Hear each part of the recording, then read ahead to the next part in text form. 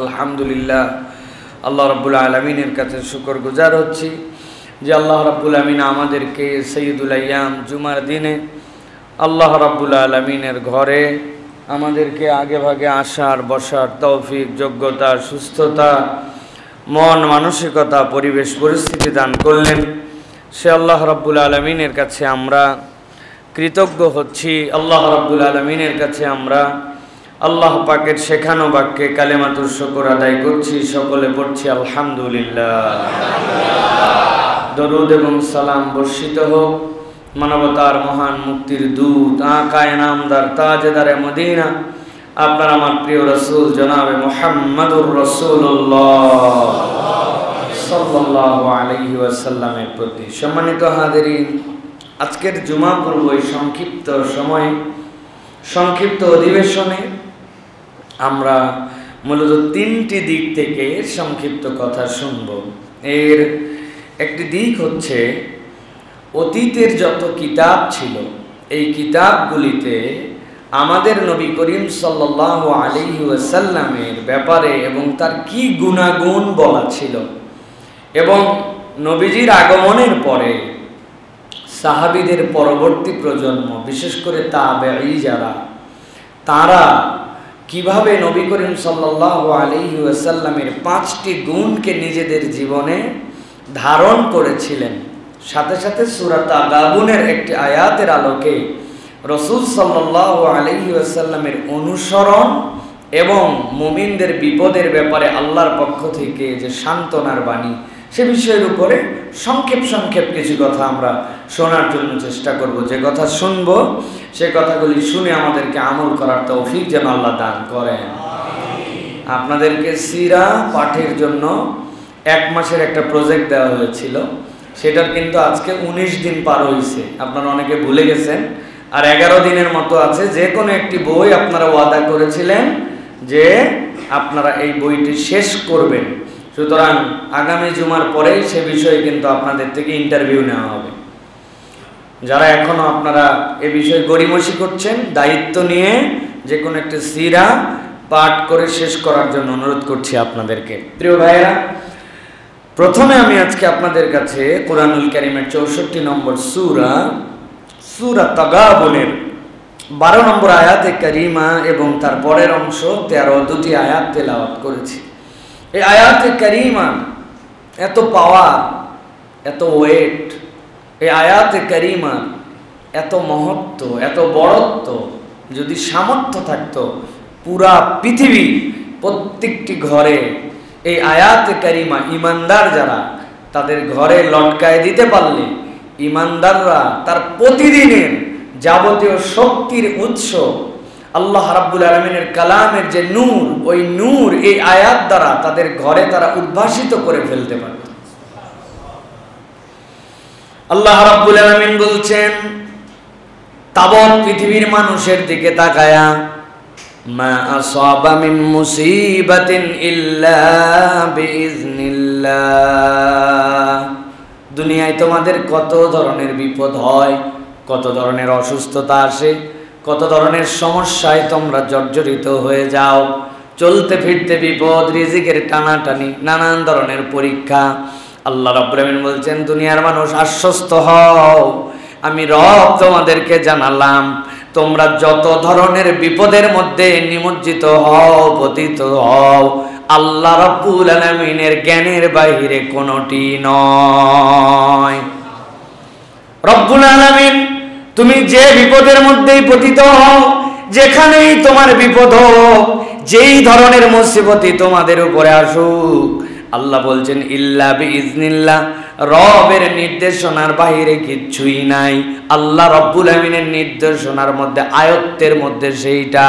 আল্লাহ বলছেন তবে আমি রব জানালাম তুমি যে বিপদে পড়লে, তুমি যে মুসিবতে পড়লে, আল্লাহর জ্ঞানের মধ্যে দিয়ে যে মুসিবত তোমার উপরে আসলো, আল্লাহর নির্দেশনার আলোকেই যেইটা তোমার উপরে আপতিত হয়েছে, বান্দা তুমি ঘাবড়ায় যেও না, বান্দা তুমি রবের উপরে ভিন্ন রকম একটি ভরসা করো।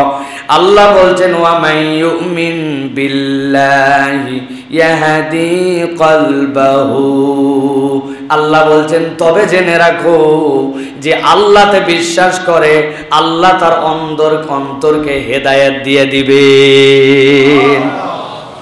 আল্লাহ রাব্বুল আলামিন মূলত বুঝাতে চান, মুফাসসিরিনে কেরাম ব্যাখ্যা করেছেন, আল্লাহ মূলত বুঝাতে চান আমার বান্দাদের মধ্যে দুই ধরনের বান্দা থাকবে। এক ধরনের বান্দা তাকদীরের উপরে বিশ্বাস করবে, আরেক ধরনের মানুষ তাকদীরের উপর বিশ্বাস করবে না। যেই ব্যক্তি তাকদীরে বিশ্বাস করে, খায়রিহি ওয়া শাররিহি মিনাল্লাহ বলে, আল্লাহর পক্ষ থেকে কল্যাণ ও কল্যাণ উভয়টা আসে, দুনিয়ার যত বড় বিপদ তার উপরে আসুক না কেন ওই ব্যক্তিটা বেকার হয়ে যাবে না, অস্থির হয়ে যাবে না, বেসামাল হয়ে যাবে না। বরং তাকদীরে যার বিশ্বাস নাই সে অস্থির হবে, বেসামাল হবে, এদিক ওদিক দৌড়াদৌড়ি করবে। আল্লাহ রাব্বুল আলামিন এই জন্য বলছেন জেনে রাখো আমিয়ুমিন বিল্লাহ ইয়াহদি কলবাহু আল্লাহু বিকুল্লি শাইইন আলিম। আমার বান্দা জেনে রাখো যা দুনিয়াতে ঘটে আল্লাহর সব বিষয় সর্বজ্ঞাত আছেন।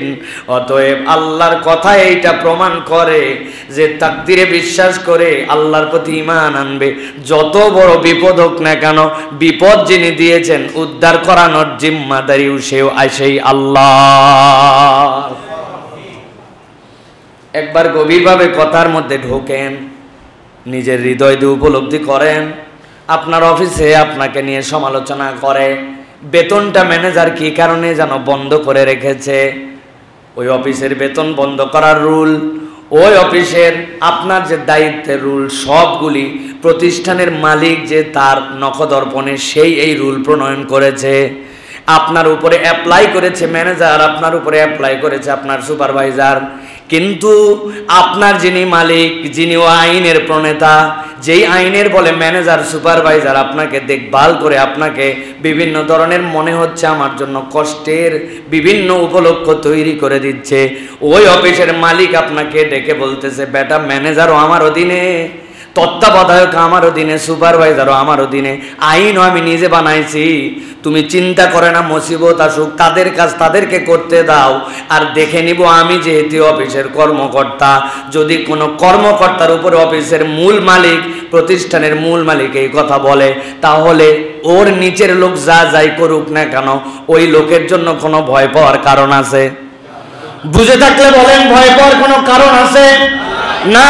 আল্লাহ রাব্বুল আলামিন বলেন মা আসাবা মিন মুসিবাতিন ইল্লা বিইذনিল্লাহ ওয়া মান ইউমিন বিল্লাহি ইয়াহদি কলবাহু ওয়াল্লাহু বিকুল্লি শাইইন আলীম। এই দুনিয়ার মানুষ বিপদের স্রষ্টা রাব্বুল আলামিন, তবে আল্লাহ বলছেন তুমি যদি প্রকৃত মুমিন হতে পারো আমি রব যে বিপদ দেই সে নিজেই দায়িত্ব নিলাম, তোমার অন্তরকে আমি আল্লাহ রাব্বুল আলামিন হেদায়েত দিয়ে দিব। অতএব ভয় পাওয়ার কোনো কারণ নাই বান্দা, তোর রব তোকে ছেড়ে যায় না। আল্লাহ রাব্বুল আলামিন এর পরের আয়াতের মধ্যে এবার বলছেন আমার কাছে যে তুমি হেদায়েত পাবে, তোমার অন্তর যে হেদায়েতের আলোতে উদ্ভাসিত হয়ে যাবে, কোন রাস্তায় দরখাস্ত করতে হবে, কোন প্রক্রিয়া আমার সাথে দেখা করবি, আমি রব্বুল আমিন এটাও তোকে বলে দিচ্ছি বান্দা। তোর অন্তর হেদায়েত পাবে, বিপদে মুক্তি হয়ে যাবে, অসুস্থতা ভালো হয়ে যাবে, তোর যা যা সমস্যা আছে সব দূর হয়ে যাবে, অন্তরটা ইমানের নূরে উদ্ভাসিত হয়ে যাবে। তরিকাটা কি, কোন রাস্তায় আসবি, কেমনে বলবি, আল্লাহ বলছেন আমি প্রেসক্রিপশনটাও তোর জন্য লিখে দিলাম। ওয়া আতিউল্লাহ ওয়া আতিউর রাসূল ফাইন তাওয়াল্লাইতুম ফাইন্নামা আলা রাসূলিনাল বালাগুল মুবিন। আল্লাহ দায়িত্ব দিলেন তুমি আমি আল্লাহ রব্বুল আমিনের ইতাআত করো আর আমার নবী যা বলেছেন সেইটা তুমি মেনে নাও।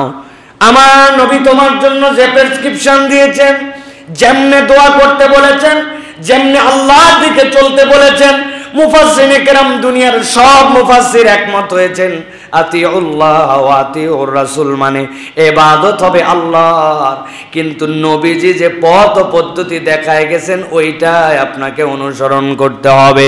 কেউ যদি আল্লাহ নবীর তরিকায় আল্লাহর ইবাদতকে তার জীবনে পছন্দ করে নেয়, নবীর সুন্নাত তার মাথায় ধরুক না ধরুক, সে আল্লাহর নবী করেছেন আর কোনো জিজ্ঞাসা না করে সেইটাকে মহব্বত করে ফেলে, আল্লাহ রাব্বুল আলামিন ওই বান্দার যাবতীয় গুনাহ খাতার সব মাফ করে দিয়া তার ইবাদতগুলোকে কবুল করে নিয়ে ওই বান্দাকে মুমিন হিসাবে আল্লাহর দপ্তরে লিখে নিবে। নবীজি সাল্লাল্লাহু আলাইহি সাল্লাম হাদিসের মধ্যে বলছেন, গভীর মনোযোগে বুঝার হাদিস, হৃদয় দিয়ে অনুভব করার হাদিস। নবীজি সাল্লাল্লাহু আলাইহি সাল্লাম বলছেন, এই দুনিয়ার মানুষ কিয়ামত যেদিন হয়ে যাবে, এরপরে আল্লাহ রাব্বুল আমিন যখন ডাক দিবেন, দেওয়ার পরে যখন রব্বুল আমিন ডানপন্থীদের আমলনামা ডান হাতে দিয়ে দিবেন, নেককারদের আমলনামা ডান হাতে দিবেন, এরপরে বাম যাদের আমলনামা তাদেরকে দিয়ে দিবেন, এরপরে ফেরেশতারা তাদেরকে ডাক দিয়ে বলবে, সালামুন কাওলাম মির রব্বির রহিম, রবের পক্ষ থেকে তোমাদের প্রতি সালাম। বান্দা এত উত্তেজিত হয়ে যাবে, আল্লাহ কোরআনে বলছেন, ওয়ায়ানকালিবু ইলা আহলিহি মাসরুরা, ছাগলের বাচ্চা হওয়ার পরে যেরকম লাফায়, গরুর বাছুর হওয়ার পরে যেরকম লাফায়, আল্লাহ রাব্বুল আমিনের বান্দারা আনন্দে লাফাইতে লাফাইতে পরিবারের কাছে চলে যাবে, দেখো দেখো আমার আমলনামা। ফেরেশতারা ডাক দিয়ে বলবে, আরো কথা তোমার বাকি আছে, জান্নাতে তুমি কোথায় থাকবে তোমার লোকেশনটা এখনো বলে দেওয়া হয় নাই। সুবহানাল্লাহ। কিয়ামতের ময়দানে ওই ফায়সালার পরে জান্নাতে যখন যাবে, ইমানদাররা জান্নাতে যাবে, কিন্তু সব জান্নাতি একটা বড়াই জান্নাতে যাওয়ার আগে করতে পারবে না। জান্নাতের মধ্যে প্রবেশ করে ফেলেছে, এক জান্নাতে আরেক জান্নাতিকে জিজ্ঞাসা করবে, ও জান্নাতি ভাই, তুমিও জান্নাতে আমিও জান্নাতে, দেখা করতে চাই। বিকাল বেলা তো একটা মজলিস হয়, মজলিসে তো সকলে হাজির হয়, কিন্তু জান্নাতে কোথায় তোমার বাড়ি, জান্নাতে থাকো কোথায়? ওই দিন এক শ্রেণীর জান্নাতি বুকের মধ্যে বাড়ি দিয়ে বলবে, যেমন তেমন জায়গায় আমার বাড়ি নয়, জান্নাতে আমার বাড়িটা কিন্তু একটু ভিন্ন জায়গায়। দুনিয়ার বুকে মানুষ দেখবেন গর্ব করে, অনেক সময় ব্যক্তির পরিচয় যাই হোক না কেন, আমার বাড়ি কোথায় এটার মধ্যে ফুটানি আছে না? অনেক আগে গুলিস্তানে এক লোকের সাথে দেখা হয়েছিল, আমার কেন জানি মনে হচ্ছে এই লোকটাকে আমি কোথায় জানি দেখছি, অনেক সময় এরকম মনে হয় না? আমি বললাম, চাচা আপনার বাড়ি কোথায়? দেখলাম লোক পিকআপে উঠে গেছে, বলে রাষ্ট্রপতি ওর বাড়িতে ঢুকবে আর আমার বাড়িতে পা না দিয়া। বললাম, বাবারে বাবা। জিজ্ঞাসা করলাম, বাড়ি কোথায়? আর আপনি এত গরম মানেন? বলে কিশোরগঞ্জ। বিরাট বড় গরম। তো আমি বললাম, চাচা বিশাল জায়গায় আপনার বাড়ি, কিন্তু গুলিস্তানে কি করেন? গাড়টি ধোয়ায়, বুঝেন নাই? মাথায় করে বড় বড় গাড়টি ধোয়ায়, এইরকম গরম।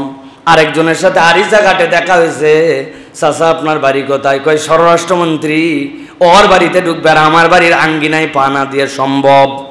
যা পাও। জিজ্ঞাসা করলাম, বাড়ি কোথায়? এত বড় গরম। মানে সিরাজগঞ্জে তখন স্বরাষ্ট্রমন্ত্রীর বাড়ি ছিল, ওনার বাড়ি। আমি বললাম, চাচা আপনি ঘাটে করেন কি? কয় ভ্যান চালায়। কিন্তু গরম আছে 100। ভালো করে বোঝেন, অমুক মাদ্রাসার পাশে আমার বাড়ি, অমুক বড় প্রতিষ্ঠানের পাশে আমার বাড়ি, অমুক মসজিদের ধারে আমার বাড়ি, মানুষ এই পরিচয় দেয়। কিন্তু জান্নাতে যাওয়ার পরে এক শ্রেণী সেদিন বুকের মধ্যে বাড়ি দেওয়ার পরে পরিচয় দিবে। জান্নাত তো অনেক বড়, অনেক লোকেশনে অনেকের বাড়ি থাকতে পারে, যেমন তেমন জায়গায় আমার বাড়ি নয়। আমার বাড়িটা হচ্ছে মুহাম্মদুর রাসূলুল্লাহ সাল্লাল্লাহু আলাইহি সাল্লামের সাথে। নবীজি বলছেন, মান আহাব্বা সুন্নতি ফাকাদ আহাব্বানি ওয়া মান আহাব্বানি কানা মাই ফিল জান্নাহ। নবী বলছেন, জেনে রাখো, আমি নাই কিন্তু আমার সুন্নাত তোমাদের সামনে আছে, যে আমার সুন্নাতকে বিনা বাক্য ব্যয়ে মেনে নিল। কেন, কি কারণে, করলে কি ফায়দা, না করলে কি ক্ষতি, কিচ্ছু জিজ্ঞাসা করে নাই। আমার নবীর সুন্নাত আমি মেনে নিয়েছি। আল্লাহ নবী বলছেন, জীবন্ত মুহাম্মদুর রাসূলুল্লাহ সাল্লাল্লাহু আলাইহি সাল্লামকে ভালোবাসলে যেরকম আমার সুন্নাতকে ভালোবাসার ফজিলত এমন। সুবহানাল্লাহ। আর রিওয়ার্ডটা কি? আল্লাহ নবী বলছেন, সেই ব্যক্তিটা জান্নাতে আমার সাথে থাকবে। আল্লাহ রাব্বুল আমিন বলছেন, মুসিবত আল্লাহ দেন, উদ্ধার আল্লাহ করবেন, ভয় পেও না।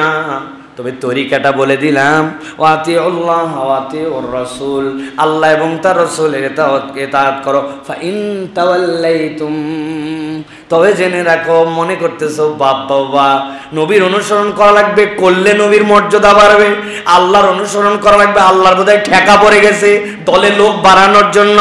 আল্লাহ থ্রেড দিয়ে বলে দিয়েছেন, ফাইন তাওয়াল্লাইতুম ফাইন্নামা আলা রাসূলিনাল বালাগুল মুবিন। নবী আপনাকে যদি একজন অনুসরণ না করে, আপনার কথা যদি না শুনে, কিচ্ছু তাতে আপনার যায় আসে না। আল্লাহর কাছে নির্ধারিত মর্যাদা আপনার জন্য সংরক্ষিত আছে। আপনি বলে দিবেন শুধু, আমার দায়িত্বটা তোমাদেরকে জানাই দেওয়া ছিল, মর্যাদা নিবে কি না নিবে এটা তোমাদের ব্যাপার। আল্লাহর নবীকে অনুসরণ করে আল্লাহর নবীর ইজ্জত বাড়ে না, বরং আল্লাহর নবীর অনুসরণের দ্বারা আমাদের হেদায়েতের পথ সুগম হয়। বাস, একদম সাফ সাফ কথা। এই জন্য নবী বিরোধী অনেক আমরা মানুষ দেখতে পাই। আল্লাহ নবী সাল্লাল্লাহু আলাইহি সাল্লামকে নিয়ে নানান ক্রিটিসাইজ করে, নানান মন্তব্য করে। এইগুলা মানুষ আস্থা করে পৌঁছায় যাবে, আস্থা করে পৌঁছায় যাবে। আমি কারো নাম মেনশন করে বলতে চাই না, কিন্তু মাথার দিকে তাকায়ে আপনাদেরকে একটা কথা বলে রাখলাম, আবু জেহেল নামে দুনিয়াতে যেরকম কেউ নাই, আবু লাহাব নামে যেরকম কেউ নাই, বর্তমান নবী বিদ্বেষী নামগুলা মুসলমানই। আমি নামগুলা আর এই ক্যামেরা দিয়ে পুরো পৃথিবীতে প্রচার করতে যাচ্ছি না। মনে করেন ইউরোপে থাকে, অমুক দেশে যায় থাকে, বিশ্বাস করেন ওই নামগুলা মুসলমানের হলেও যারা জানে যে এরা নবী বিদ্বেষী, এই নামগুলা কোনো বাঙালি আর জীবনে তার সন্তানদের জন্য রাখবে না। দেখে দিয়েন এইটা, এইভাবে এই কনসেপ্টে খেয়াল করেন নাই। এই লোকের নামগুলা ইসলামী, মুসলিম আইডেন্টিটি তাদের নামের মধ্যে পাওয়া যাবে, কিন্তু যেহেতু বাঙালি জেনে ফেলেছে যে এই মানুষের এই নামগুলি, এই নামধারীরা নবীর বিরোধিতা করে, বিশ্বাস করেন এই প্রজন্মের কোন মুসলমান তার সন্তানের নাম তাদের নামে রাখবে না। এটাই বাস্তবতা। আল্লাহ রাব্বুল আমিন বলে দিয়েছেন, ফাইন্নামা আলা রাসূলিনাল বালাগুল মুবিন, আমার নবীর দায়িত্ব পৌঁছায় দেওয়া। মানবে কি না মানবে তোমার ব্যাপার, মানলে তোমার লাভ, না মানলে আমার নবীর এক চুলো ক্ষতি নাই, এক চুলো ক্ষতি নাই। আল্লাহ রাব্বুল আমিন বলেছেন কোরআনুল কারীমের মধ্যে, হে রাসূল আপনাকে আমি এমন ভাবে নুন ওয়াল কলামি ওয়া মা ইয়াসতুরুন ওয়া মা আনতা বিনি'মাতি রাব্বিকা বিমাজনুন, আল্লাহ বলছেন আপনার যে মর্যাদা, এটা আল্লাহ রাব্বুল আমিন নিরবিচ্ছিন্নভাবে শুরু থেকে শেষ দিন পর্যন্ত দিবেন, এর মধ্যে কখনো বিচ্ছিন্ন হবে না। কে আপনাকে মানলো আর কে না মানলো এতে আপনার মর্যাদা ন, আল্লাহর কাছে আপনার মর্যাদা সিলেক্টেড। সুবহানাল্লাহ। অতএব এই আয়াত আমাদের আশা জাগা নিয়া, বিপদ আল্লাহ দিবেন, উদ্ধারও আল্লাহ করবেন। তবে তরিকাটা হচ্ছে আল্লাহ রাব্বুল আমিন এবং আল্লাহর রাসূলুল্লাহ সাল্লাল্লাহু আলাইহি ওয়াসাল্লামের অনুসরণ করতে হবে। ভাই কোনটা জায়েজ এটা খোঁজার দায়িত্ব ইমানদারের নয়, ইমানদারের তামান্না থাকবে কোনটা সুন্নাহ এটা যেন সব সময় হৃদয়ের মধ্যে থাকে। আমার ওস্তাদ আব্দুল্লাহ জাহিদ রাহিমাহুল্লাহ বলতেন, প্রশ্ন ইস্তিফতাহ যেটা আমরা বলি, ইস্তিফতার অনেক ধরন হয়, কিন্তু উনি বলতেন ধরনটা যদি এরকম হয়, একজন বলছে এটা করতে পারবো না পারবো না, এটা করা কি ঠিক হবে কি ঠিক হবে না, এটা কি জায়েজ না না জায়েজ এটাও জিজ্ঞাসা। আরেকজন এসে বলছে, এ হুজুর একটু বলে দেন তো নবীজি এই কাজটা কোন তরিকায় করতেন, এই কাজের ক্ষেত্রে নবীর সুন্নাহ কি ছিল। বাস দুইটাই প্রশ্ন, একটা প্রশ্ন সুন্নাহকে অ্যাকসেপ্ট করার তামান্নায়, আরেকটা হচ্ছে গা বাঁচানোর চেষ্টায়। সুতরাং ইমানদারের তামান্না থাকবে সুন্নাত যেখানে জেনে নিবে আর তার কোনো জিজ্ঞাসা থাকবে না। পালন করতে যদি নাও পারি সুন্নত বিদ্বেষী কখনো হব না, আমার ওয়াজাহাত থাকবে, কিন্তু সুন্নতের ব্যাপারে আমার মহাব্বত থাকবে, এবং এটাই সবচেয়ে বেস্ট। এই ফিলিংসটা আমাদের হৃদয়ে ধারণ করতে হবে ইনশাআল্লাহ। পোশাক যে কোনোটাই পরতে পারি, কিন্তু ইসলামিক ট্রেডিশনের একটা পোশাক আছে, রাসূলুল্লাহ সাল্লাল্লাহু আলাইহি ওয়াসাল্লাম থেকে সাহাবায়ে কেরাম থেকে আচরিত একটা ধরন আছে, ওইটার প্রতি আমার মহাব্বত থাকবে, সব জায়েজ। কিন্তু আকরাবুল তাকওয়া তার একটা আইকন আছে, সেটা আমার জন্য মহব্বত করতে হবে। আমি সুন্নাতের অনেক আমল করতে পারি না, কিন্তু ওই সুন্নাতের জন্য আমার ভালোবাসা থাকবে, তামান্না থাকবে, নিজের জীবনে গ্রহণ করার মতো মেন্টালিটি থাকবে। এটাও আল্লাহ রাসূলের সুন্নতের ভালোবাসাকারী হিসাবে আল্লাহ ওই বান্দাকেও কবুল করে নেবেন। সুবহানাল্লাহ। এটা একটা বিরাট বড় বিষয়। মানে আহাব্বা সুন্নাত, আহাব্বার জায়গায় অনেক কিছু আছে। আহাব্বা মানে অর্থাৎ যে নিজের জীবনে ন্যায় প্রতিপালন করে, কিন্তু আক্ষরিক অর্থ কি ভাই? আক্ষরিক অর্থ যে ভালোবাসে। সব ভালোবাসাই কি আমার জীবনে আমি নিতে পারি ভাই? আমার খুব মন চায় একটা হরিণ বাড়িতে পালবো, আর আমার বাচ্চাদের খুব শখ একটা ময়ূর তাদের বাড়িতে রাখবে। ভাই এটা তো ভালোবাসা ময়ূরের প্রতি, কিন্তু আমি কি রাখতে পারছি ভাই? কিন্তু আমার বাচ্চা কিন্তু কাক পালবে এটা বলে না, যে আমি এটা কাউয়া পালবো, এরকম তার কোনো মনের মধ্যে ইচ্ছা নাই। আমার মনে কুত্তা পালবো এরকম কোনো ইচ্ছা নাই। তো হরিণ পালতে না পারি, হরিণের প্রতি আমার একটা ভালোবাসা আছে। ময়ূর আনতে না পারি, ময়ূরের প্রতি একটা ভালোবাসা আছে। এই ভালোবাসারও একটা পজিটিভ পারফরমেন্স মনের মধ্যে মানুষের আছে। এই জন্য এই ভালোবাসার কারণে হরিণ দেখলে আমার ভালো লাগে, ময়ূর দেখলে মনে হয় বাহ কখন পেখম খুলবে, আল্লাহর এত অনন্য সৃষ্টি। আমি ইউটিউব থেকে ময়ূরের ভিডিও বের করে দেখি, হরিণের কত প্রজাতি আছে, ভালো লাগার কারণে। মানে আহাব্বা সুন্নতি।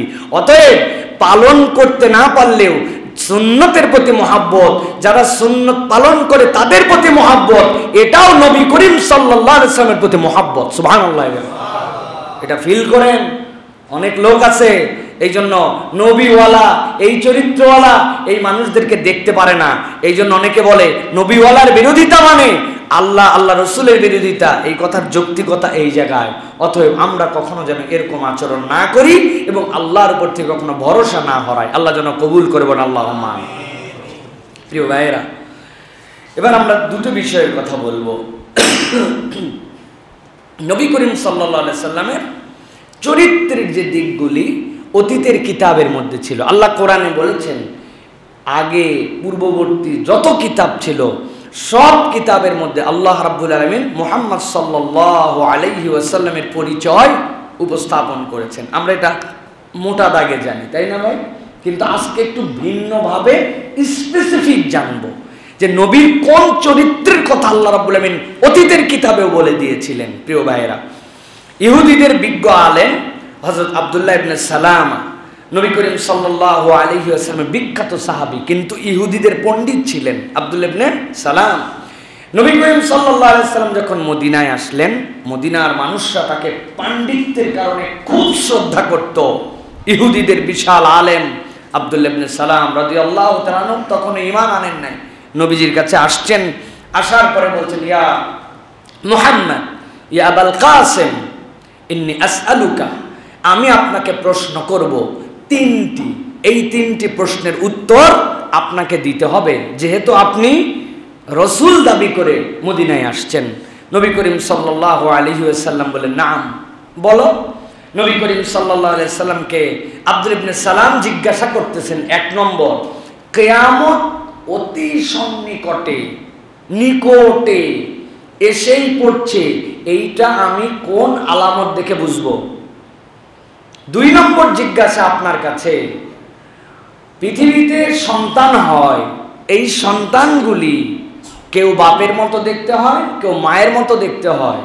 এই বাপ এবং মায়ের মতো দেখতে হওয়ার কারণ কি? এটা কিসের কারণেও হয়? তিন নম্বর জিজ্ঞাসা, যখন আল্লাহ রাব্বুল আলামিন পরকালে ফায়সালা করে জান্নাতে মানুষকে ঢুকিয়ে দিবেন, জান্নাতে ঢোকার সাথে সাথে অ্যাপিটাইজার একদম প্রথমেই কি দিয়ে তাদেরকে আপ্যায়ন করা হবে? এই তিনটা প্রশ্নের উত্তর দাও। নবী করিম সাল্লাল্লাহু আলাইহি ওয়াসাল্লাম এই প্রশ্ন কেবল করেছে, আর নবীজির সাথে সাথে তাকে বলেছেন এই মুহূর্তেই আমাকে জিবরাইল আমিন এসে এইগুলার উত্তর আগেই জানাই দিয়ে গেছে।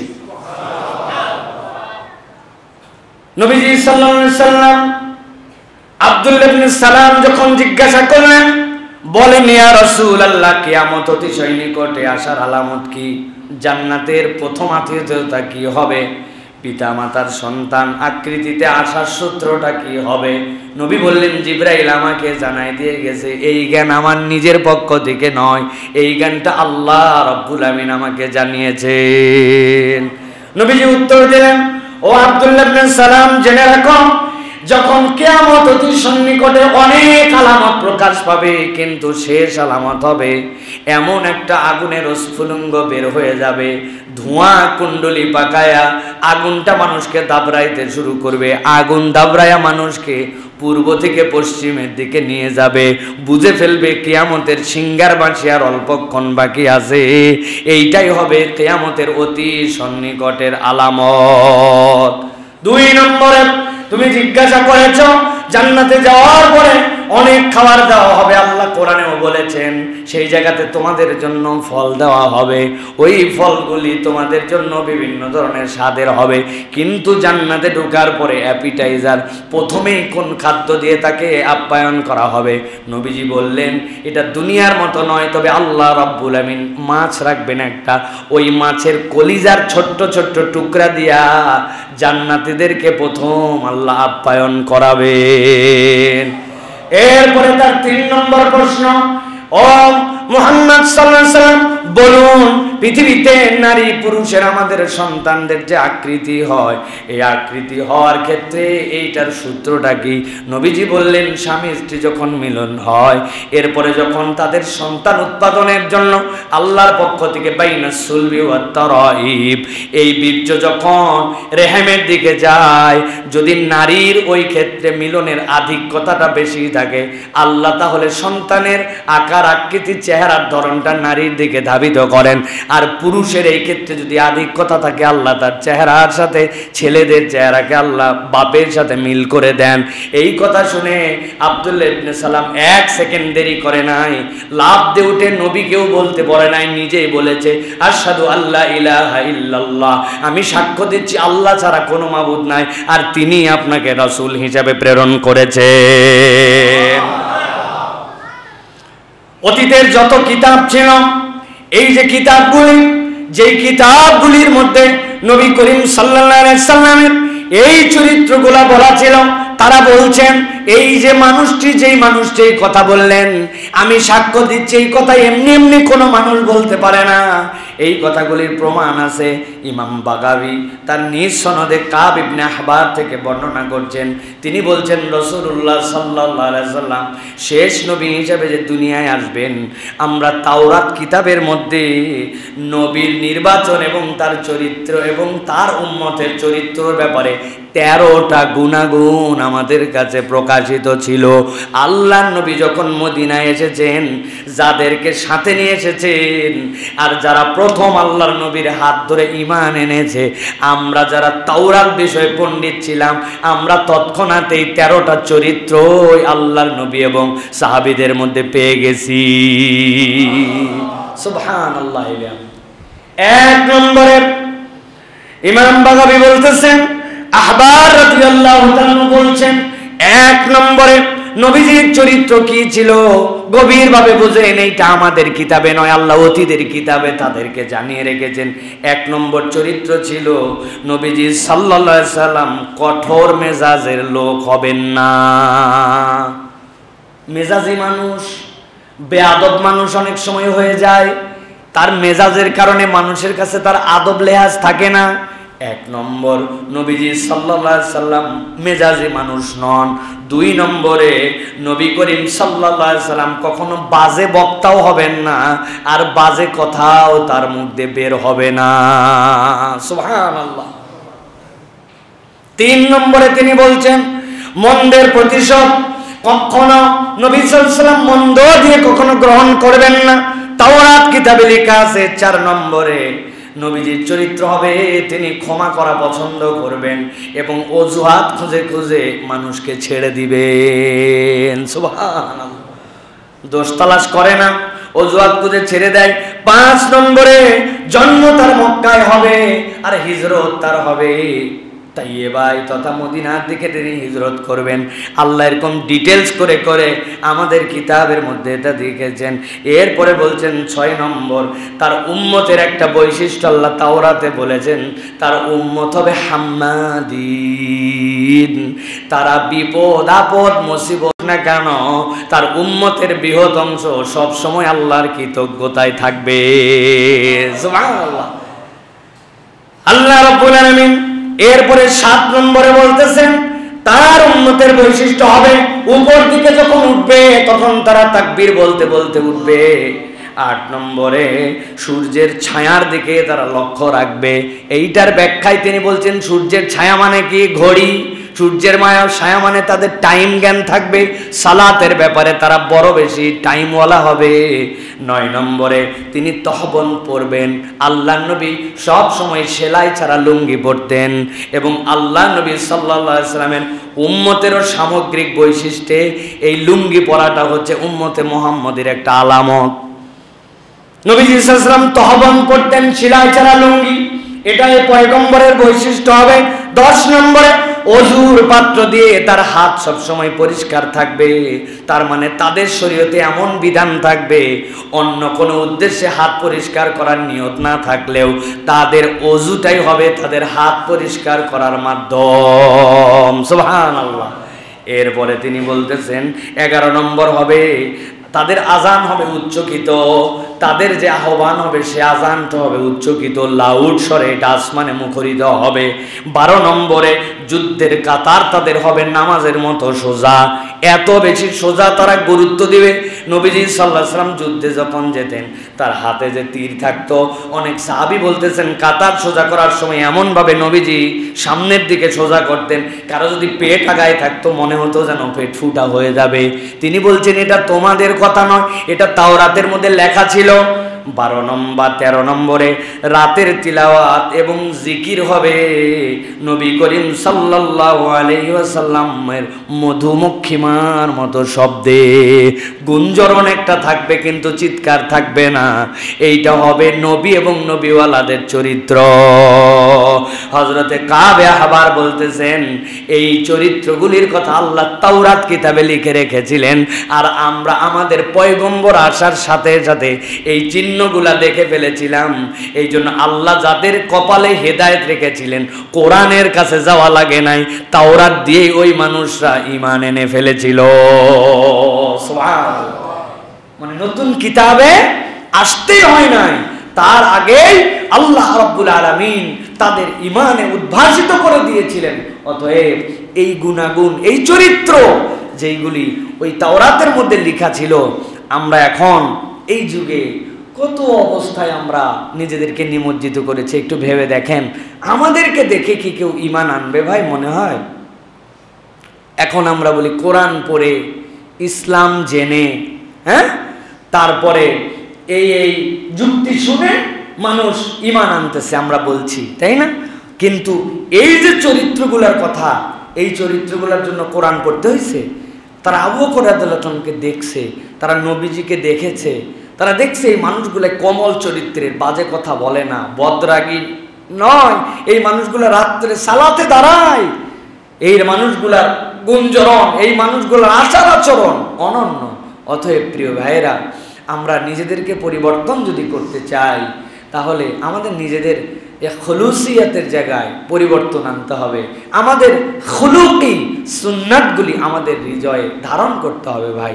টুপি তো আমরা পরি, দাড়ি আমরা রাখি, পাগড়িও আমরা পরি, জুব্বাও আমরা পরি, নামাজও আমরা পড়ি, কিন্তু আমাদের খুলুকি যে চরিত্র, ওই চরিত্রটা কিন্তু পরিবর্তন হচ্ছে না। হাদিসের সংজ্ঞা কি? হাদিসের সংজ্ঞা কি? মা উযীফা ইলান নবী সাল্লাল্লাহু আলাইহি ওয়াসাল্লাম মিন কওলিন আও ফি'লিন আও তাকরীরিন আও সিফাতিন খালকিয়াতিন আও খুলুকিয়া। নবীজির এই খুলুকি চরিত্রটা আমাদের মধ্যে নাই। তিনি কিভাবে হেসে কথা বলতেন, তিনি কখনো বদরাগ করতেন না, তার অসভ্যত শব্দ চয়ন ছিল না, তিনি খারাপকে খারাপ দিয়ে কাঁটা তোলার মতো আচরণ তার মধ্যে ছিল না, মানুষের দোষ তালাশ করে তাকে ফাঁসায় দেওয়া তার চরিত্র ছিল না। তিনি মানুষকে ক্ষমা করতেন। রাসূলুল্লাহ সাল্লাল্লাহু আলাইহি ওয়াসাল্লাম হই হট্টগোল অযথাই করতেন না, ফাও আড্ডাবাজি করতেন না। এই যে চরিত্রগুলি ভাই, এই চরিত্রগুলি কি বাহিরে পোশাক আশাক দাড়ি টুপি দিয়ে প্রকাশ করা যায়, নাকি মন থেকে পরিবর্তন করতে হয়? তাহলে আমাদের এই খুলুকি চরিত্রে পরিবর্তন লাগবে ভাই, এই মনটা আমাদের পরিবর্তন লাগবে। উপরে আমরা বিরাট ঠিকঠাক, ভিতরে আমরা সদরঘাট, তাহলে তো হলো না প্রিয় ভাইরা আমাদের জন্য। এই জন্য এই পরিবর্তন দরকার। আমি 5টি ছোট্ট উদাহরণ দিব তাবেঈদের জীবন থেকে, ছোট্ট 5টা দিয়ে আমরা কথা শেষ করে ফেলবো প্রিয় ভাইরা। খেয়াল করেন, তাবেঈগণের কিছু আমল, যে আমলগুলি তারা তাদের জীবনে নিয়েছিলেন। 5টা পয়েন্ট বলবো। 1 নম্বর, সালিম ইবনু আবিল জাদ থেকে বর্ণিত, হযরত সালিম বলতেছেন, আমি একবার যায়েদ সালাম ইবনে রবিয়ার কাছে গেলাম। তিনি বিখ্যাত একজন তাবেঈ ছিলেন, সালাম ইবনে রবিয়া। তিনি বলতেছেন যে আমি মনে করলাম আজকে রাতটা আমি যায়েদ ইবনে রবিয়ার কাছে থেকে যাব। উদ্দেশ্য কি? বলছেন তিনি রাত্রে কি আমল করেন আমি একটু দেখে নিয়ে আমার পরিবর্তন করতে চাই। আমরা যেরকম অমুক ডিপার্টমেন্টে অমুক অফিসে যাই, কি জন্য ভাই? ব্যবসা করে আপনি এত সফল হলেন, আপনার ব্যবসাটা কেমনে করেন, কোন টেকনিকে বিনিয়োগ করেন? আমরা ব্যবসা শেখার জন্য যাই না ভাই? ডাক্তারের পাশে বসে থাকে কেন? নতুন ডাক্তার, অভিজ্ঞতা কম, উনার কাছ থেকে অভিজ্ঞতা নিয়ে ডাক্তারিতে যেন ভালো ডাক্তার হতে পারে, আমরা এটা করি। বক্তার সাথে ঘোরে, ভাই আপনি উঠার আগে 10 মিনিট আমারে দিয়েন, আর বক্তার সাথে থেকে বক্তা কিভাবে কথা বলে এটা রপ্ত করার চেষ্টা করে। কিন্তু তাবেঈদের তামান্না দেখেন, যায়েদ বলছেন সালাম ইবনে রবিয়ার কাছে থেকেই গেলাম, রাত্রে তিনি কি করেন এই জন্য আমি একটু দেখার জন্য, তিনি ইবাদত শেখার জন্য, আল্লাহর নৈকট্যের জন্য। একটু কল্পনা করেন, আপনাদেরকে কি কল্পনা করতে বলবো? খালি ওয়াজ করতেছি। আমার জীবনে এরকম আছে নাকি যে কোনো ওস্তাদের কাছে রাত্রে থেকে গেলাম যে ওস্তাদ কি আমল করে এটা দেখার জন্য? কাকে ওয়াজ করবো আমি? নিজের জীবনেই ওয়াজ নাই। তিনি বলতেছেন আমি দেখলাম তিনি রাত্রেবেলা ঘুম থেকে উঠে পড়লেন। উঠে পড়ার পরে তিনি পড়লেন সুবহানাল্লাহি রাব্বিন নাবিয়্যিন ওয়া লাহুল মুরসালিন। কয়েকবার তিনি পড়লেন সুবহানাল্লাহি রাব্বিন নাবিয়্যিন ওয়া লাহুল মুরসালিন। আল্লাহ রাব্বুল আলামিনের পবিত্রতা ঘোষণা করছি, যিনি সকল নবী রাসূলদেরও রব। সুবহানাল্লাহ। উনি বলেন, এইটা বলার পরে তিনি উঠে কিছু সালাত আদায় করলেন। সালাত আদায় করার পরে দেখলেন যে আমি যায়েদ কি করছি সেইগুলা দেখতেছে সে। যায়েদকে দেখে তিনি বললেন, যায়েদ শোনো, তোমাকে বলতেছি তুমি যদি রাত্রি জাগরণের জন্য যথেষ্ট সময় দাও, আল্লাহ তোমাকে ঘুমানোর জন্য যথেষ্ট সময় বানায় দিবেন। মানে বুঝছেন? এই কথার মানে বুঝতে আমার অনেকক্ষণ সময় লাগছে। রাত্রি জাগরণের জন্য তুমি যদি যথেষ্ট সময় দাও, আল্লাহ তোমার উত্তম ঘুমের জন্য যথেষ্ট সময় দিয়ে দিবেন। আমাদের অনেকের ধারণা, মেলা সময় না ঘুমালে আমার তৃপ্তি হয় না, আমার শরীর চলে না। আল্লাহর এই ওলি বলতেছেন তুমি আল্লাহর জন্য যতটুকু রাত জাগো, ওই ঘুমটুকুকে আল্লাহ কেবল তোমার যথেষ্টই বানাবেন না, তোমার উত্তম ঘুম মানে কি? মানুষ যখন টেনশন মুক্ত হয়, রিজিকের পেরেশানি মুক্ত হয়, বউ বাচ্চা নিয়ে শান্তিতে থাকে, সমাজ সংসারে তার অবস্থান ঠিক থাকে, তখন ওই মানুষ একটা নিশ্চিন্ত ঘুমাতে পারে। তিনি বলতেছেন তুমি রাত্রি জাগরণের জন্য সময় দাও, তোমার ঘুম ঠিক করবেন, মানে তোমার দুনিয়া আখিরাত ঠিক করার দায়িত্ব আল্লাহ। সুবহানাল্লাহ। উনি বলছেন এই কথাটুকু শুনে আমি চলে আসলাম। সুবহানাল্লাহ। তারা কিভাবে নিজেদের জীবনের সাথে এইগুলাকে যুক্ত করেছেন, কোথার থেকে পেয়েছিলেন? এটা নবীজি সাল্লাল্লাহু আলাইহি ওয়াসাল্লাম থেকে পেয়েছিলেন। সাহাবায়ে কেরাম দেখেছেন একটা ওয়াল ছোট ছিল, নবীজি রাত্রেবেলা নামাজে দাঁড়ান, সাহাবীরা খেয়াল করে দেখলেন নবীজি সারা রাত, একদিন 2 দিন সাহাবীরা ফলো করতে শুরু করলো, নবীজি তো জাগেন। এরপরে নবীজি একদিন ইচ্ছা করে আর উঠলেন না। তিনি বুঝলেন আমার উম্মতের জন্য এটা ওয়াজিব হয়ে যেতে পারে, উম্মতের জন্য সহজ করলেন। কিন্তু আল্লাহর নবীর এটা তবিয়ত ছিল, ওই গুণটা তাবেঈদের মধ্যে রিফ্লেক্ট করেছিল, ওই গুণটা সালেহিনদের মধ্যে রিফ্লেক্ট করেছিল। অতএব আমাদেরও রাত্রি জাগরণের একটু অভ্যাস করতে হবে। এই যে বললাম উত্তম খুলুকি চরিত্র নিব, কেমনে আসবে? ইনস্টল না করলে কেমনে আসবে? আমি উঠছিলাম হচ্ছে আরিচা ঘাট দিয়ে যাব নদীর ওই পারে ঝিনাইদার মাহফিলে। যাওয়ার পরে উপরে উঠেই মোবাইল হাতে নিলাম, দেখে আসরের নামাজের শেষ হোক তাড়াতাড়ি করে 2 রাকাত সালাত আদায় করে নিলাম। এক মুরব্বী পিছনে বসা, উনি এসে বলতেছে, বাবা বুঝলাম না, আমি এই ফেরির উপরে উঠার পরে কোন দিকে নামাজ পড়বো লোকজনকে জিজ্ঞাসা করে খুঁজে খাজে, একজন বলে এদিক, একজন এদিক, একজন বলে না দুটার মধ্যে বাঁকা, তুমি আসলে দাঁড়ালে নামাজ পড়ে চলে গেলে, বাপ কি ব্যাপার কেমনে, কিন্তু ঠিকই পড়ছো তুমি, আমার যেদিক দেখাইছে না জিজ্ঞাসা করে তুমি ঠিক পড়ছো। বললাম চাচা আমার মোবাইলে একটা কম্পাস আছে, ওইটা উত্তর দক্ষিণ ডিটেক্ট করে, তার বিপক্ষেই হচ্ছে পূর্ব পশ্চিম, তো ডব্লিউ যেখানে তীর চিহ্ন সেখানে, ওইটা দেখ হায় হায় এটা তো আমার দরকার, আমার মোবাইলে একটু দেওয়া যাবে। আমি চিন্তা করলাম সোয়াব কামানোর তো এটাই সুযোগ, এই লোক যত নামাজ পড়বে ঠিক করে তত সোয়াব পাবো। বললাম দেন, মোবাইল আমার হাতে দিছে, দেখি নোকিয়া 3220। এখন বুঝে থাকলে বলেন ভাই, নোকিয়া 3220-এ কি এই অ্যাপস ইনস্টল করা যাবে? এখানে কি প্লে স্টোর আছে? এখানে কি আই স্টোর আছে? বুঝাতে চাচ্ছি, বলতেছি নবীর চরিত্র নিয়ে নেব, আমি সুন্নতের মহাব্বতে চাঙ্গা হয়ে যাব, কিন্তু আমি নবীর এই যে সফটওয়্যার যেটা দিয়ে আমার দিক ঠিক হবে, মন ঠিক হবে, সেই তরিকাই ইনস্টল করি নাই। নবীর মহব্বতে একদম পাগল আশিক রাসূল আমি, কিন্তু জীবনে কোনোদিন তাহাজ্জুদে ওঠে না, শেষ সাথে নামাজ পড়ে না, কথাবার্তা সুন্দর না, রাগী চরিত্র, মানুষের সাথে ভালো বিহেভিয়ার করে না, বিহেভিয়ার করতে চাই কিন্তু বিহেভিয়ার আসে না। বিহেভিয়ার আসবে আপনি যদি শেষ রাতে জাগরণ করেন। এর জন্যই তিনি বলেছেন রাতে তুমি আল্লাহকে পর্যাপ্ত সময় দাও, আল্লাহ তোমার পর্যাপ্ত আরামের ব্যবস্থা করে দিবেন। 2 নম্বরে রবের সাথে পরামর্শ, রবের সাথে পরামর্শ করে কাজ করা। ভালো করে খোঁজেন, খেয়াল করেন। হযরত যায়েনাব রাদিয়াল্লাহু তাআলা আনহা যখন ইদ্যত পালন শেষ হয়ে গেল, ইদ্যত পালন শেষ হওয়ার পরে নবী করিম সাল্লাল্লাহু আলাইহি ওয়াসাল্লাম হযরত যায়েদকে বললেন, যায়েদ জয়নবকে যে তুমি বলো রাসূলুল্লাহ সাল্লাল্লাহু আলাইহি ওয়াসাল্লামের পক্ষ থেকে তার জন্য একটা প্রস্তাব আছে। নবী করিম সাল্লাল্লাহু আলাইহি ওয়াসাল্লাম যায়েদকে বললেন, যায়েদ খুশিতে যে একটা নারীর জীবনে মুহাম্মদ সাল্লাল্লাহু আলাইহি ওয়াসাল্লামের পক্ষ থেকে প্রস্তাবের চেয়ে আনন্দের কি হতে পারে। তিনি যাই বললেন, যায়েনাব শুভ সংবাদ গ্রহণ করো, নবীজি সাল্লাল্লাহু আলাইহি ওয়াসাল্লাম তোমাকে স্মরণ করছেন। বলেন তো কত বড় আনন্দের সংবাদ। কিন্তু যায়েনব কি বললেন? যায়েনব বললেন, আমি তো আমার রবের সাথে পরামর্শ না করে কিচ্ছুই করতে পারবো না। সেটা নবী বললেও, নবীর পক্ষ থেকে আসছে ঠিক আছে, কিন্তু আমার রবের সাথে তো পরামর্শ করতে হবে। সুবহানাল্লাহ। কিভাবে পরামর্শ করলেন? তিনি সাথে সাথে মুসাল্লা নিয়ে দাঁড়ায় গেলেন, 2 রাকাত সালাত আদায় করলেন। তিনি যখন সালাত আদায় করছেন, আল্লাহ নবীর ওহী আসছে, মা কানা মুহাম্মাদুন আবা আহাদিম মির রিজালিকুম ওয়ালাকিন রাসূলুল্লাহি ওয়া খাতামান নবিয়্যিন। যতই পালক পুত্র বলো, পালক পুত্র কখনো নিজের পুত্র নয়।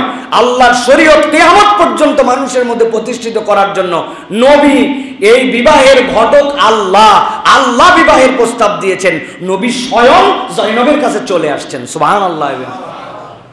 দ্রুত সিদ্ধান্ত, আল্লাহর সাথে পরামর্শ। তিনি নবী পছন্দ করতেন, নবীর কথা শরীয়ত এটা জানতেন, কিন্তু তারপরেও তিনি চিন্তা করেছেন আমি 2 রাকাত সালাত পড়ি, আল্লাহর কাছে এই ফায়সালাটার ব্যাপারে কৃতজ্ঞতা জানাই। আমরা আমাদের কত সিদ্ধান্ত, কত ফায়সালা, কত পরামর্শ, কত যৌক্তিকতা আমাদের সামনে আসে। আমরা কি 2 রাকাত নামাজ পড়ি, সালাতুল হাজত পড়ি, দৌড়াদৌড়ি কত দিকে করি। এই জন্য আমি ক্ষুদ্র ভাষায় একটা কথা বলি ভাই, ইমানের আমাদের লেয়ারটা ঠিক আছে কিনা, এটা নিম্নস্তর মাপার একটা মেশিন আছে, দুধ মাপার ল্যাক্টোমিটার আছে, থার্মোমিটার আছে জ্বর মাপার, হ্যাঁ, বিভিন্ন ধরনের আবহাওয়া মাপার জন্য মিটার আছে, গরম মাপার জন্য মিটার আছে। ইমানের একটা মিটার আছে। আপনি বিপদে পড়বেন, মুসিবতে পড়বেন, বালা মুসিবত আসবে, অনেক কিছু হবে। এমন মুসিবতে পড়ছি, মনে পড়বে মুরব্বী ওই লিডারটার কাছে গেলে উপকার হবে, সচিবকে একটু বললে হবে, আমার অমুক আত্মীয়র কাছে বললে উপকার হবে। ইসলাম এইগুলাকে নাজায়েজ বলে নাই, কিন্তু ইমানের মিটারটা হচ্ছে আপনার বালা মুসিবত বিপদ আপদ সব কিছুতে মামা খালু সচিব লিডার আব্বা নেতা পয়সা ওইগুলার আগে আপনার আল্লাহর কথা আগে মনে হয় কিনা। যদি সবার আগে আল্লাহর কথা আগে মনে হয় তাহলে বুঝবেন বাকি ঠিক আছে। আর আল্লাহর কথা যদি মনে না হয়, নতুন করে আপনার ইমানকে রিনিউ করতে হবে। আপনাকে আপনার মনকে ওটার জন্য প্রস্তুত করতে হবে প্রিয় ভাইয়েরা। এটা হযরত যায়েনব বিনত জাহাশ রাদিয়াল্লাহু তাআলার আমল থেকে প্রমাণিত। তিনি বলছেন, আমি আমার আল্লাহর সাথে একটু পরামর্শ করে নেই, আল্লাহ দ্রুততার সিদ্ধান্ত আসমান থেকে ওহী দিয়ে কার্যকর করে দিয়েছেন। সুবহানাল্লাহ। এটা হচ্ছে আমাদের মধ্যে ইনস্টল করার মতো বিষয়। 3 নম্বরে 3টা গুণ, যেই গুণের কারণে আমরা ইমানের স্বাদ অনুভব করতে পারবো। আমরা ইমানের স্বাদ পাই না, তাই না ভাই? ইমানের টেস্ট কিরকম? হোয়াটস দ্য টেস্ট অফ ইমান? বলে ঝালের স্বাদ কেমন ভাই? লবণ লবণ নাকি? ঝালের স্বাদ লবণ লবণ? লবণের উপরে যদি ওই যে পিঁপড়াকে ভুল দেখানোর জন্য লিখে দিয়েছেন চিনি, তাহলে কি কাজ হবে ভাই? পিঁপড়াকে ওই চিনি পড়ে যাবে ওই জায়গায়, সে টেস্ট দেখে যাবে। তো ইমানের টেস্টটা কেমন প্রিয় ভাইয়েরা? সাহাবী বলতেছেন, আনাস ইবনে মালিক, সালাসুন মান কুন্না ফিহি ওয়াজাদা বিহিন্না হালাওয়াতাল ঈমান। 3টা জিনিস যদি কারো মধ্যে থাকে তাহলে সেই ব্যক্তি ঈমানের স্বাদ পেয়ে যাবে। সুবহানাল্লাহ বলেন। বলবো? আপনারা তো জানেন হয়তো, তারপরে আরেকবার স্মরণ করায় দেয় প্রিয় ভাইরা।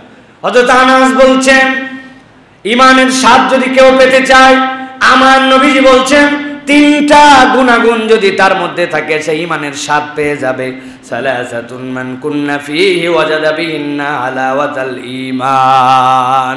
যার ভিতরে 3টাই গুণাগুণ আছে, সে ঈমানের টেস্ট পায়। 1 নম্বরে, মান আহাব্বাল মারআ লা ইউহিব্বুহু ইল্লা লিল্লাহি আযজা ওয়া জাল্লা। কেউ যদি কাউকে ভালোবাসে, নিরেট কেবল আল্লাহর জন্য ভালোবাসে, আল্লাহর জন্য ছাড়া অন্য কারণে তার ভালোবাসা নাই। রবের জন্য ভালোবাসা, আল্লাহর জন্য ভালোবাসা, এর মানে হচ্ছে কোন ইমানদার প্রতি সে বিদ্বেষ পোষণ করে না, বরং ইমানদারকে ইমানের কারণে ভালোবাসে। অর্থনৈতিক সম্পর্ক নাই, তার সাথে লাভ লোকসানের হিসাব নাই, তার সাথে আমার দুনিয়ার কোনো ধরনের লেনদেন নাই। কেবল সেই ইমানদার, আমি ইমানদার, সে আল্লাহর বান্দা, আমি আল্লাহর বান্দা, তাকে আমি যদি ভালোবাসি কোনো স্বার্থে নয়, আল্লাহর জন্য। কেউ যদি সত্যি সত্যি আল্লাহর জন্য কাউকে ভালোবাসে, হৃদয়ের মধ্যে সে ইমানের মজা অনুভব করবে। এরপরে তিনি বলছেন, ওমান কানা আল্লাহু ওয়া রাসূলুহু আহাব্বা ইলাইহি মিম্মা সিওয়াহুমা। আর আল্লাহ এবং তার রাসূলের মহব্বতটা দুনিয়ার সব কিছুর ঊর্ধ্বে তার হৃদয়ের মধ্যে যদি প্রথিত হয়ে যায়, দুনিয়া একদিক, আল্লাহর মহব্বত একদিক, দুনিয়া একদিক, স্ত্রী বাল বাচ্চা একদিক, নবীজির মহব্বত একদিক, যদি আল্লাহ এবং তার রাসূলের মহব্বত প্রকৃতার্থে কেউ হৃদয়ে ধারণ করে নিতে পারে, দুনিয়ার বুকে সে ঈমানের স্বাদ পেয়ে যাবে। সুবহানাল্লাহ। এরপরে হযরত আনাস বলছেন, ওয়ামান কানা আইয়ুকযাফা ফিন-নারি আহাব্বা ইলাইহি মিন আন ইয়ারজিআ ইলাল কুফরি বাদা ইয আনকাযাহুল্লাহু সুবহানাহু ওয়া তাআলা মিন। কোন ব্যক্তি হেদায়েতের রাস্তা যদি পেয়ে যায়, জাহান্নাম থেকে নিষ্কৃতি হয়ে সে যদি মুমিন হয়ে যায়, সে আবার হেদায়েত মুক্ত হইয়া সে খারাপ পথে যাওয়াকে সেই রকম ভয় করে যেন আগুনের মধ্যে তাকে ফেলে দিলে যেরকম ভয় করে। বান্দা জেনে বুঝে যেরকম আগুনে ঝাঁপ দিবে না, আগুনে হাত দিবে না, আগুনে নিমজ্জিত হবে না, হেদায়েত পাওয়ার পরে সে কখনো আর আল্লাহর রাস্তা থেকে পিছু টান নিবে না। এই 3টা গুণ যদি তার মধ্যে থাকে, আল্লাহ, আল্লাহ রসুল 1 নম্বর মহাব্বতের, দুনিয়ায় কাউকে ভালোবাসলে কেবল আল্লাহর জন্যই ভালোবাসে, হেদায়েতের রাস্তার উপরে অটল অবিচল হয়ে চলার চেষ্টা করে।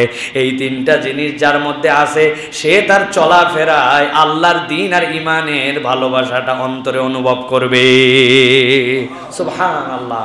এইটার উপর আলাদা একটা খুতবাই হতে পারে, কারণ এই বিষয়গুলি ছোট্ট কথা, কিন্তু এটার অনেক লেয়ার আছে, এটা অনেক কিছু বোঝার মতো আমাদের মধ্যে আছে প্রিয় ভাইরা। অতএব এটা আমাদের হৃদয় ইনস্টল করে নিতে হবে, বারবার নবায়ন করতে হবে। অনেক কিছু ভুল বুঝবে, কিন্তু ওইটা অন্তর দিয়ে আবার বিশুদ্ধ করতে হবে প্রিয় ভাইরা। 4 নম্বর, প্রত্যেক ভালো গুণের আপদ আছে। এটা আমার যারা তালেব ইলম ভাইরা আছেন তাদের জন্য খুব গুরুত্বপূর্ণ প্রিয় ভাইরা, এবং আমার যারা জেনারেল মুসল্লি আছেন তাদের জন্য প্রত্যেক ভালো গুণের আপদ আছে। গুণ যেরকম আছে, আপত্তিটার আছে। কথাগুলি ভালো করে বুঝেন। 10টি বিষয়ের কথা বলবো যে গুণগুলি উত্তম কিন্তু বিপদগুলি চরম। 1 নম্বরে ইবনে আনউম রাহমাহুল্লাহ বলতেছেন যে যেই গুণ তাকে উচ্চকিত করতে পারত, কিন্তু এই গুণাগুণের সাথে আপদগুলো যুক্ত হতে তাকে শেষ করে দিতে পারে। 1 নম্বর, ইবাদতের আপদ হচ্ছে রিয়া, লোক দেখানো। 2 নম্বর, সহিষ্ণুতার আপদ হলো নীচতা এবং বশ্যতা। খুব সহিষ্ণু মানুষ, কিন্তু এই সহিষ্ণুতাকে নিজ বানায় ফেলে, কারণ বশ্য হয়ে যায়। সে আর তখন সঠিক ব্যাঠিক আর চিন্তা করে না, তার সহিষ্ণুতার কারণে বশ্যতা স্বীকার করে ফেলছে। 3 নম্বরে, লজ্জার আপদ হলো দুর্বলতা। লাজুক, লজ্জা পছন্দ, কিন্তু এই লজ্জা যেন আপনাকে দুর্বল চিত্ত না করে দেয়। 4 নম্বরে, বিদ্যার আপদ হলো ভুলে যাওয়া। শিখেছি অনেক কিছু, কিন্তু ভুলে যায়। 5 নম্বর, জ্ঞান বুদ্ধি আপদ হলো অহমিকা। অনেক জ্ঞানবান মানুষ, বুদ্ধিমান মানুষ, একটা আহমিয়া চলে আসে, আমি যা বুঝি এই লেভেলে কেউ বোঝে না, এই অহম শেষ করে দিবে। 6 নম্বর, প্রজ্ঞার আপদ হলো যে নির্লজ্জতা। আপনাকে প্রজ্ঞা কিভাবে নির্লজ্জ করে দিবে, অশালীন করে দিবে, সেটা হচ্ছে আপনাকে কেউ প্রশ্ন করেছে, আপনি এমনভাবে একটা উত্তর দিয়েছেন তার মাথার উপর দিয়ে চলে গেছে। আপনি তাহলে উপস্থাপনায় প্রজ্ঞা আছে, কিন্তু আপনার অ্যাপ্রোচটা তখন অশালীন হয়ে গেছে। আপনার প্রজ্ঞা বলছিল কাউকে আপনি ছোট করে দেখবেন না, কিন্তু প্রজ্ঞার কারণে সে অশালীন হয়ে গেছে। খুব ভাবার বিষয় এটি, প্রিয় ভাইরা। 7 নম্বর, বুদ্ধিমত্তার আপদ হলো দম্ভ। 8 নম্বরে, মৃত ব্যয়ের আপদ হচ্ছে কৃপণতা। মৃত ব্যয়িতা উচিত, কিন্তু মৃত ব্যয়িতার গুণে সে কৃপণ হয়ে যায়। 9 নম্বর, ভালোবাসার আপদ হলো অহংকার। এই ভালোবাসা তাহাকে অহংকারী চলে। আর 10 নম্বর, দানশীলতার আপদ হচ্ছে অপচয়। খুব খরচ করে, কিন্তু অপচয় করে ফেলে। অতএব এই বিষয়গুলি আমাদের মাথায় রেখে চলা উচিত। আল্লাহ যেন আমাদেরকে বোঝার তৌফিক দান করেন। আজকে সর্বশেষ যে পয়েন্টে কথা বলতে চাই, সেটি হচ্ছে একটা ঐতিহাসিক চিঠির বিনিময় হয়েছিল। হযরতে মুয়াবিয়া রাদিয়াল্লাহু তাআলা আনহু, তিনি হযরতে আয়েশা রাদিয়াল্লাহু তাআলা আনহার কাছে চিঠি লিখেছেন। চিঠি লিখে বলেছেন যে, উম্মাহাতুল মুমিনিন, আপনি আমাকে অল্প কথায় একটা উপদেশ দিয়ে চিঠি দিবেন। আপনার কাছে এটা আমি মুয়াবিয়া প্রত্যাশা করি। চিঠি লিখেছেন কে? মুয়াবিয়া রাদিয়াল্লাহু তাআলা আনহু। কার কাছে? আয়েশা। কি বলেছেন? অল্প কথায় একটা প্রজ্ঞাপূর্ণ নসিহা আমাকে করবেন। হযরত আয়েশা সিদ্দিকা রাদিয়াল্লাহু তাআলা লিখছেন এই চিঠির উত্তরে, মিন আয়েশা আসসালামু আলাইকুম। এরপরে তিনি তাকে বলতেছেন যে, সামি'তু মিনান নবী সাল্লাল্লাহু আলাইহি ওয়াসাল্লাম ইন্নাহু ইয়াকুল, হে মুয়াবিয়া, আমি নবী করিম সাল্লাল্লাহু আলাইহি সাল্লামকে বলতে শুনেছি, যে ব্যক্তি মানুষের ক্রোধের প্রেক্ষিতে আল্লাহর সন্তুষ্টি অর্জন করতে চাইবে, মানুষের ব্যাপারে আল্লাহ তাআলা তার জন্য যথেষ্ট হবেন। আর যে ব্যক্তি আল্লাহর ক্রোধের বিনিময়ে মানুষের সন্তুষ্টি অর্জন করার জন্য এগিয়ে যাবে, আল্লাহ রাব্বুল আলামিন তাকে মানুষের মুখাপেক্ষী বানায় দিবেন। আসসালামু আলাইকুম। চিঠি শেষ। কি বলেছেন? দুনিয়ায় অনেক কাজ থাকবে, যেই কাজ আল্লাহর জন্য, কিন্তু করলে মানুষ রাগ করে ফেলতে পারে। আমি হিসাব করি নাই, আমার আল্লাহকে খুশি করতে চাচ্ছি আমি, লোকের রাগ।